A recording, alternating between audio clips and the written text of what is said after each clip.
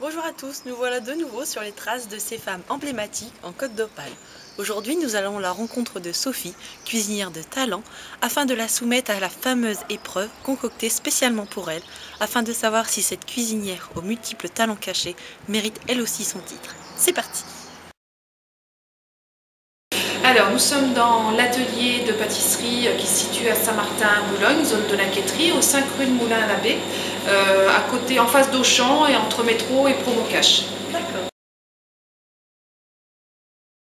Alors, je viens d'Ardèche. Je suis pas d'origine d'Ardèche, mais de la région parisienne. Mon mari a été muté en Ardèche, donc nous avons passé quelques années là-bas. Puis ensuite, nous sommes arrivés dans le Nord il y a 4 ans. C'était le moment de me demander effectivement ce que j'allais faire. Donc j'ai fait un bilan de compétences, j'aime beaucoup cuisiner et essentiellement pâtisser. Et j'ai ensuite fait donc un CAP pâtisserie pour avoir des bases en fait au niveau de la pâtisserie. Je me suis lancée donc dans la biscuiterie fin 2012 et puis j'ai créé mes recettes au fur et à mesure, mes recettes qui viennent de ma grand-mère, qui viennent de ma mère, d'autres qui viennent de moi et que j'ai élaborées en fonction de mes goûts, de mes saveurs et des saveurs aussi des consommateurs. Alors, en tant que responsabilité, non, mais je fais partie de plusieurs associations. Je fais partie du CJD qui est de la Côte d'Opale. Je fais partie de RECO aussi. J'ai été lauréate début 2013. Et puis tout récemment, je me suis inscrite au réseau Femmes créatrices d'entreprise, dont je fais partie maintenant.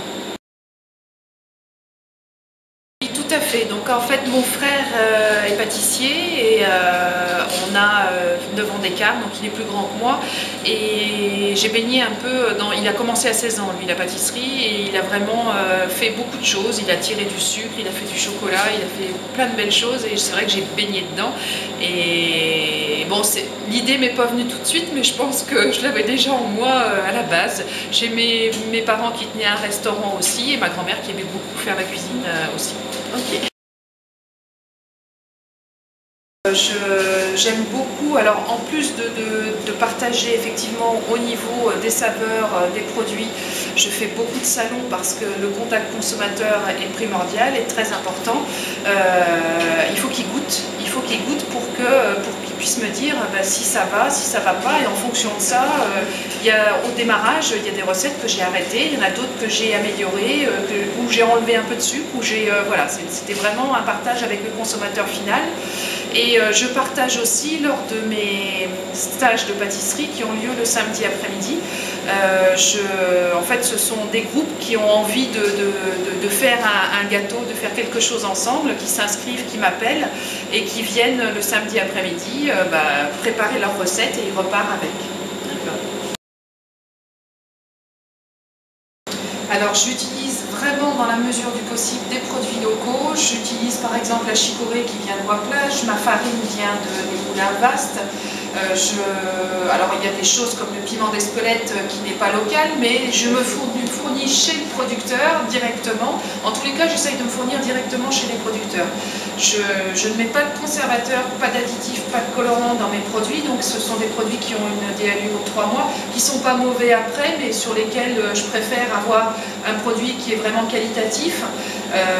Et c'est vrai que le fournisseur local est quand même plus intéressant que d'avoir des gens ou affaire à des grossistes. Voilà.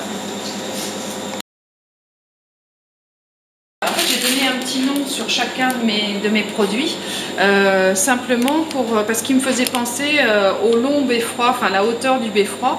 Ouais. Les biscuits de Calais sont des biscuits pour lesquels je découpe à la roulette cannelée, on met des amandes dessus, ça me faisait penser à la dentelle de Calais.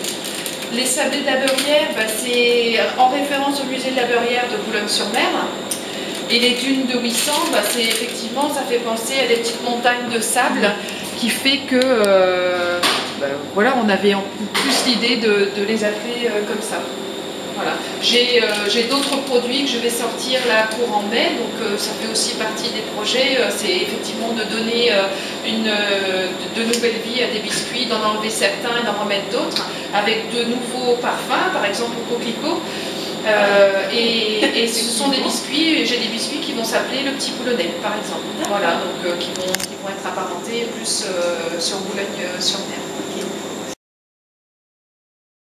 Alors j'ai beaucoup de projets en fait, effectivement. J'ai une tête qui émulsionne tout le temps, qui bout, et bon, après il faut que je fasse le tri. Mais non, j'aimerais bien ouvrir une biscuiterie ouverte au public. Donc vitrée, et puis que les gens puissent voir comment on prépare nos biscuits. Bon, ça va être à moyen, long terme, parce que là je démarre, ça fait 1 an et demi, donc il faut déjà que j'arrive à placer mes biscuits, à avoir une bonne assise, et puis ensuite viendra ce projet-là qui est un peu plus costaud. Voilà.